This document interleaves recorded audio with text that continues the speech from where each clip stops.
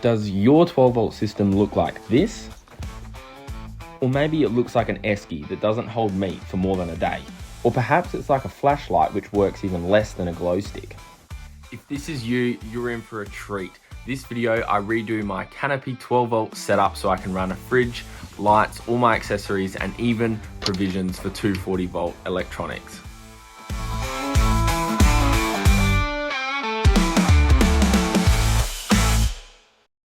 Gosh, I love a good blank canvas, and by the end of this video I'm going to be having a fully functioning 12 volt setup which runs my fridge, my lights, charging ports, and even provisions for an inverter down the track. So it's going to be awesome. Make sure you stick around to the end of the video so you can see the final product of what I do. I've got some awesome things in store. Let's get straight into it. Okay, so what's the plan?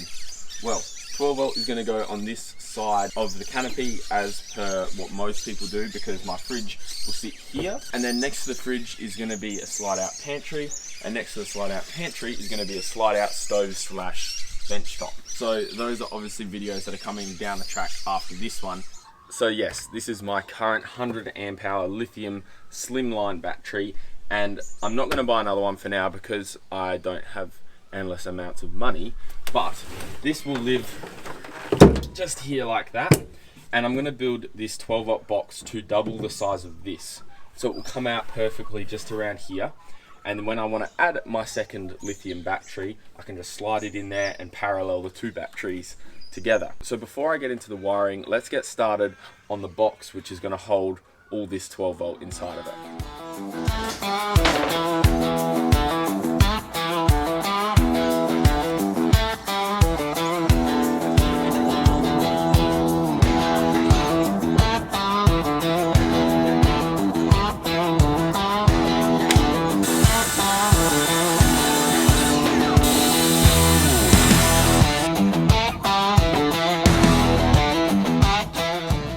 Okay, so I've decided that this panel here is going to be the panel that I'll remove if I ever want to access my 12 volt. And all I'll have to do is take out my fridge and take this panel off, which will be fixed by screws down this side and this side of this panel. I'll also make sure the fridge is reasonably easy to remove. I don't imagine accessing the 12 volt very often, but if I do, I don't want it to be super hard. I've now got this angle here so you can start to see the vision as to what I'm trying to get to. I'm going to build a panel that fits across here, which will display all of my 12 volt. I've got it 220 mil off of the back of this. That fits two of these slimline batteries in there perfectly. I've then just made up this little template. It's got a 20-degree cut on it, and that's what my angle is looking to be like at the moment. I'm also just going to be gluing some plywood to the back of this to mount my inverter down the track, so then when I get up I can just pull this panel off. There'll be some timber there and I can just fix whatever I need to the face of this canopy wall just there, so I'll do that as well.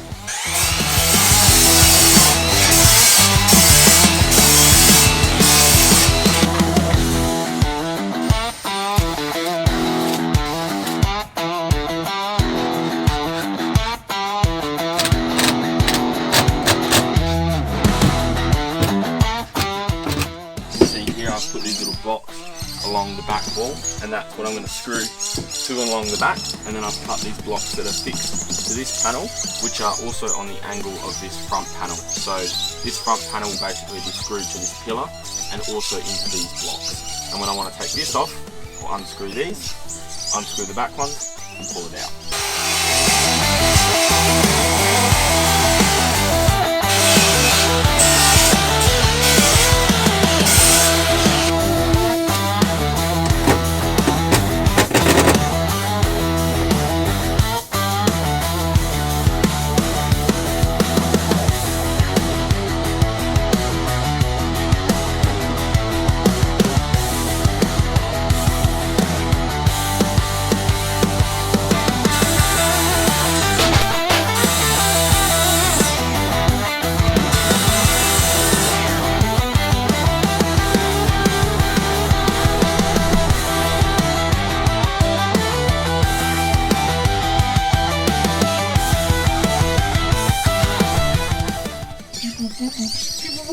That's so nice. And start drawing out how we want to position all our switches, the display screen, the Anderson plug ports, anything like that.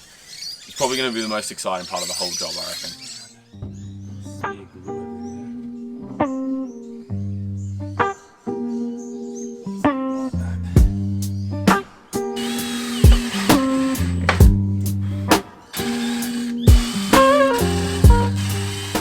Apologies for the messy bench. However, I've just taken apart my panel and I've got all the bits and pieces that I want to fix onto this space, including a PowerPoint, obviously. But I'm going to give it plenty of space and room because I would imagine there's other things down the track that I'll need to install on this as well. I know with the inverter it comes with a hard switch, so I've got to make sure to remember to put space in for that. If I ever want to put more switches in, I need more space for that as well.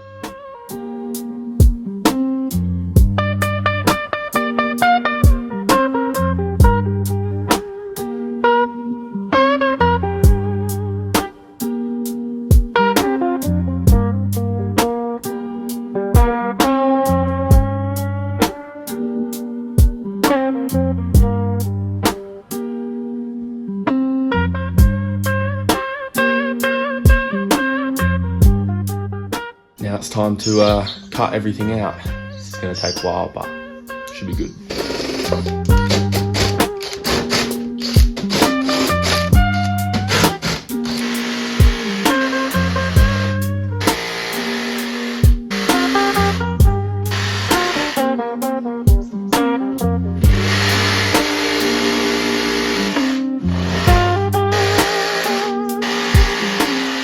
12-volt panel.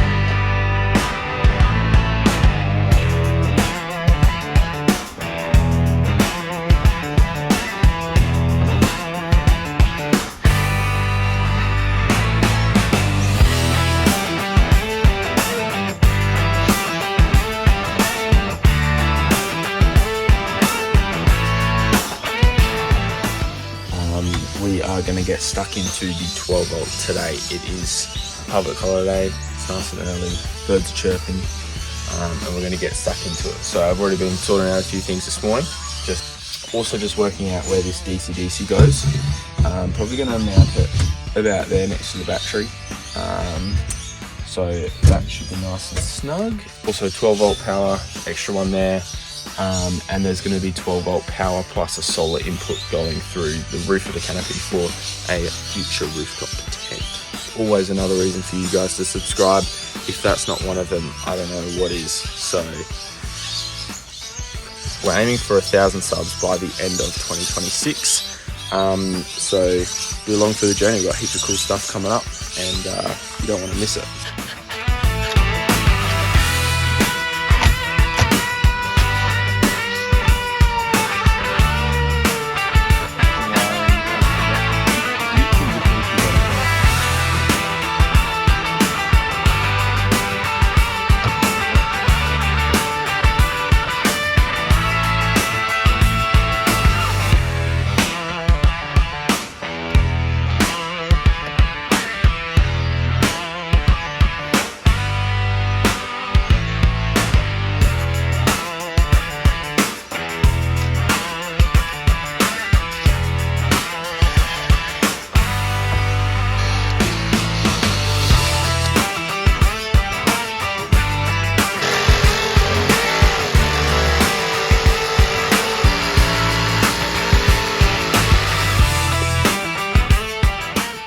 see, like, this is the thing. Do I worry about cutting this down like 50 mil so that's straight across there, or do I just leave it loose?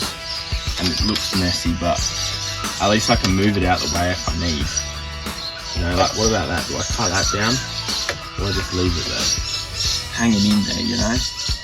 Can't be stuffed sometimes, eh? As long as it works, that's the main thing. Okay, it's time to do the second part of this video where I'm hooking up all my accessories and connecting them to my switches. I've got to connect my lights, my rear light, along with an Anderson plug for my fridge here, power points, and also 12 volt Anderson power on this middle partition wall as well, and anything else we can think of while we're at it.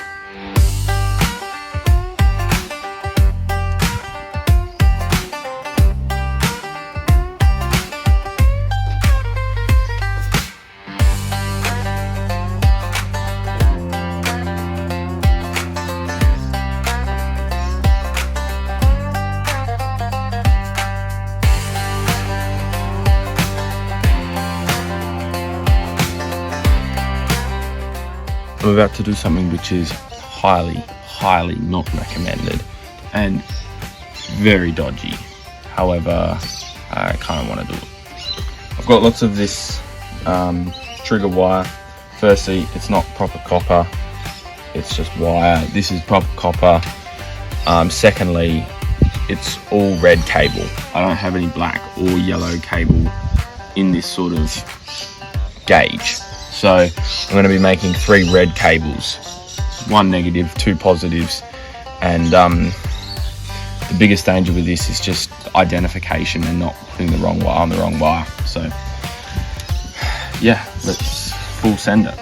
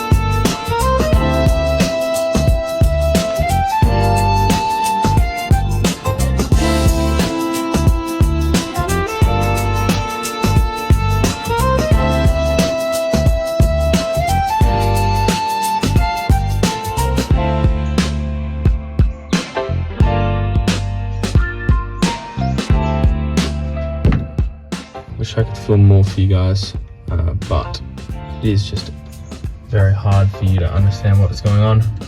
But as you can see there, I've got my 2 exits for my that's my 12 volt power to the roof, and that's my solar. You can see this red cable runs back to the DC-DC input there, so that's how the solar charges the battery. And then on this side I'm going to conduit those cables, and I've got a waterproof casing over those Anderson plugs as well. This is all sealed. And then you can see down here, maybe, I've got a bunch of negative eyelets another one there. One of them is for the solar, one of them's for the 12 volt, another one's for this rear light, which I'm reconnecting at the moment. And they're all connected to different switches. This one here is power back into the car, which I also need to plug in.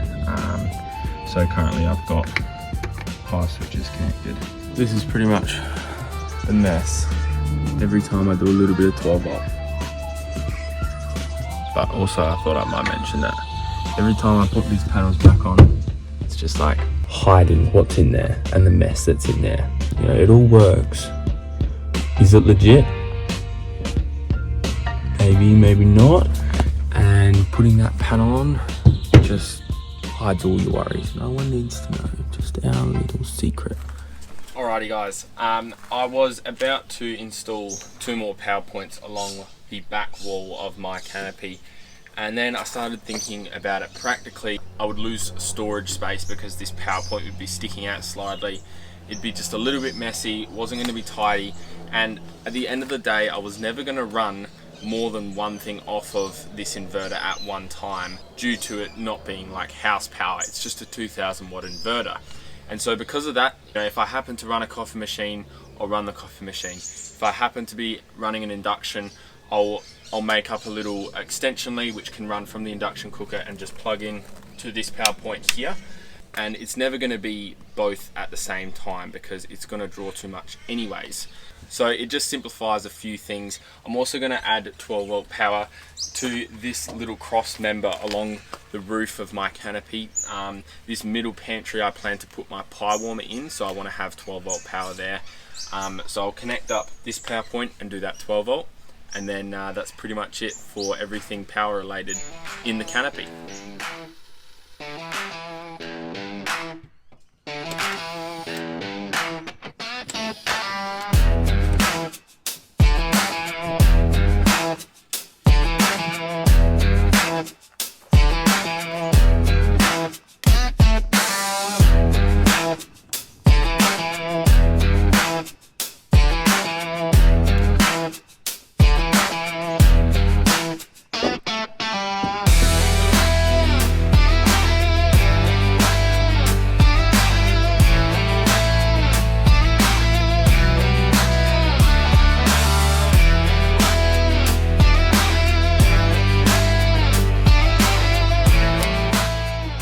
Alright, so just quickly, green goes on to green, brown goes on to red, and blue goes on to neutral, just so you know, and yeah, we can screw away.